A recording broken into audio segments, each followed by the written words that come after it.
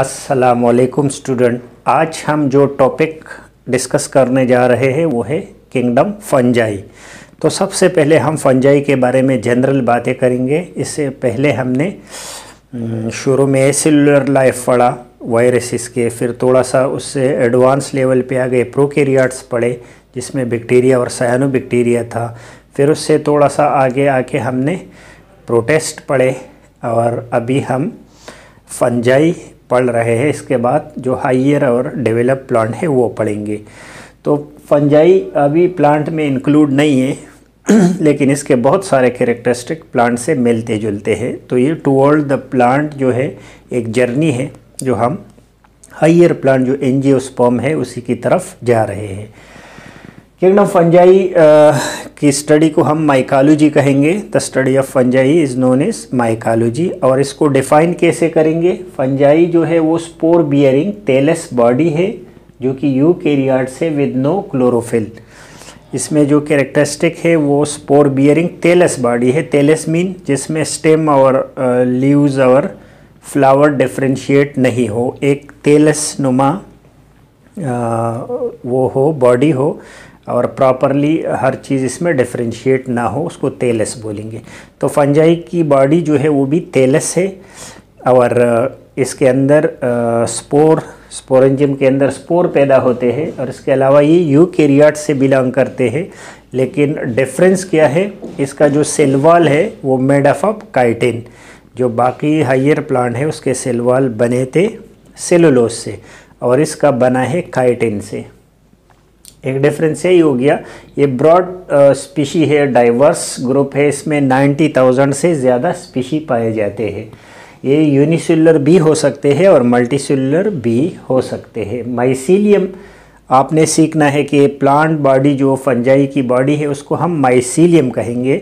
और जो माइसीलियम है जो प्लांट बॉडी है जो एक टेलस नुमा बना होता है तो इसके इंडिविजुअल एक ब्रांच को हम हाइफी का नाम देंगे। ये पूरा क्या हो गया? माइसीलियम। और इसका इंडिविजुअल एक जो ब्रांच है, एक जो टुकड़ा है, इसका नाम क्या है? हाइफी। हाइफी दो किस्म के होते हैं। या तो ये हाइफी हायर फंजाई के जो है वो सेप्टेट होंगे और या फिर नॉन सेप्टेट होंगे। नॉन सेप्टेट और सेप्टेट में क्या फ़र्क है? जैसे अगर ये हाइफी हम उठा के इसका स्ट्रक्चर थोड़ा बड़ा करेंगे तो हम देख सकते हैं कि अगर ये सेप्टेट है तो सेप्टेट का मतलब है कि इसके इन बिटवीन जो ये साइटोप्लाज्म है इसमें ऐसे छोटे छोटे सेप्टामिन पर्दे होते हैं। तो यहाँ पे न्यूक्लियस भी होता है। तो इसके जो सेल है वो एक दूसरे से अलग है। और जो नॉन सेप्टेट है उसका क्या है? वो उसमें कोई सेप्टा नहीं होता, वो स्ट्रेट इसी तरह एक साइटोप्लाज्म होता है, उसके अंदर न्यूक्लियस होता है। तो जो हाइफी है वो सेप्टेट भी हो सकते हैं और नॉन सेप्टेट भी। How fungi resembles plant? Fungi plant से कैसे रिजेम्बल करेंगे? तो सबसे पहले हमने बता दिया कि इसमें भी सेल वॉल है। एनिमल में सेल वॉल नहीं होता, फंजाई में भी सेल वॉल है और यही प्रॉपर्टी किसकी है? प्लांट की। प्लांट में भी सेल वॉल होता है। नेक्स्ट नॉन मोटाइल है ये। इसका मतलब ये है कि इसके अंदर जो मोटिलिटी है वो नहीं है, प्लांट की तरह फिक्स है एक जगह पे। और तीसरा जो है वो नो सेंट्रीओल। सेंट्रीओल्स इसमें भी नहीं होता, प्लांट में भी नहीं होता। तो ये एनिमल से ये डिफरेंसेस हो गए और प्लांट से सिमिलरिटी हो गए। अच्छा, एनिमल लाइक भी कुछ कैरेक्टरिस्टिक है फंजाई में, इसीलिए तो हम इसको प्लांट में इंक्लूड नहीं कर रहे। वो क्या है? इसमें भी सेलुलोज नहीं है, इसके सेल वॉल में इसके अंदर सेलुलोज नहीं है। और ये हेटेरोट्रॉफ है, ये दूसरों पर डिपेंड करता है, ऑटोट्रॉफ नहीं है प्लांट की तरह। इसके अंदर क्लोरोफिल नहीं होता, इसलिए ये क्या है? ये एनिमल लाइक कैरेक्टरिस्टिक भी रखते हैं। तो इसीलिए हम इसको कभी प्लांट में भी नहीं रख सकते और एनिमल में भी हमने इसके लिए अलग सा किंगडम बनाया है। मूड ऑफ लाइफ, या यहाँ पे मूड ऑफ लाइफ से मतलब है कि ये किस तरह रहते हैं, ये न्यूट्रिशन कहाँ से लेते हैं? तो ये या तो एज अ पैरासाइट रहते हैं, किसी दूसरे ऑर्गेनिज्म के बॉडी के अंदर रह के या उसके ऊपर रह के उससे खुराक और शेल्टर ले लेता है और उसको उसमें डिजीज़ काज करता है। या फिर एज अ सेप्रोफाइट रहते हैं। सेप्रोफाइट मीन कि ये डेड जो बॉडी से वहाँ से अपना जो पूरा खुराक है वो ऑब्टेन करता है। एज अ सिम्बियन इसका बहुत ज़्यादा इम्पॉर्टेंट फीचर है।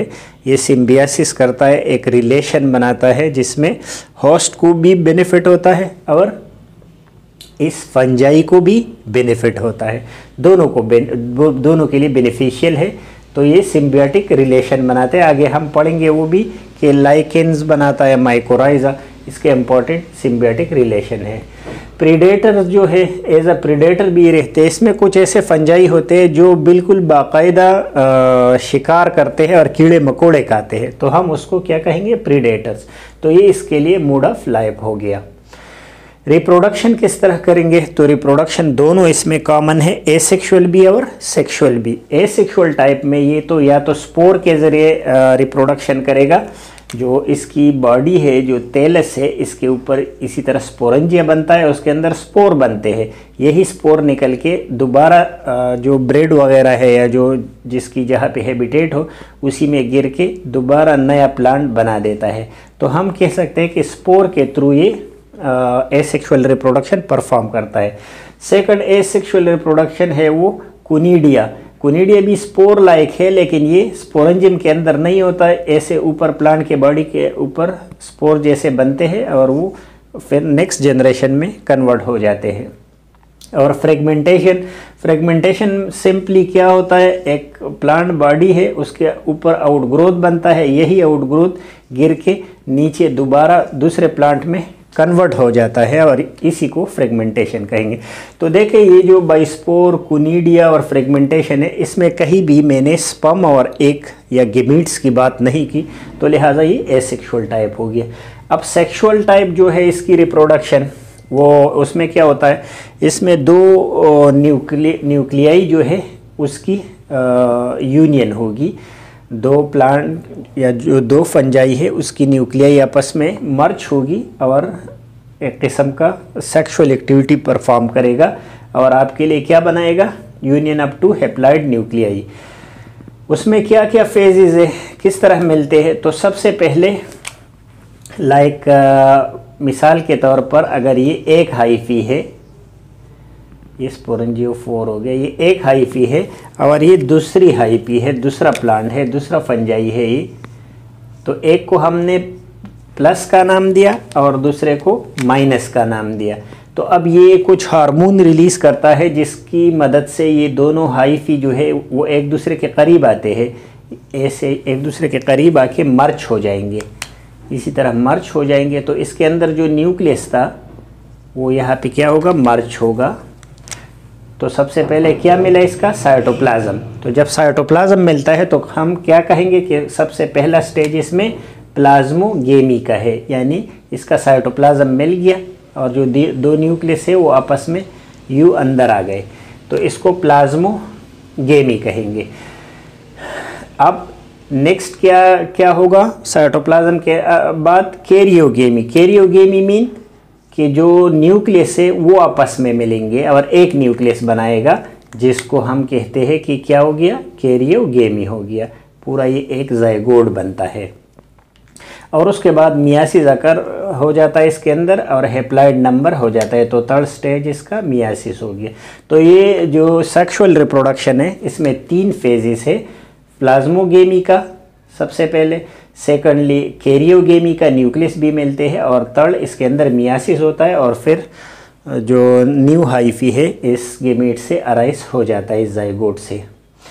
इसमें आपने 2 टर्मिनोलॉजी याद रखने हैं कि एक तो डायकैरियोटिक हाइफी किसको कहेंगे, जब अभी न्यूक्लियस नहीं मिले हैं हाइफी के अंदर, 2 अलग अलग न्यूक्लियस एक सेल के अंदर पड़े हैं तो हम उसको डायकैरियोटिक हाइफी बोलेंगे।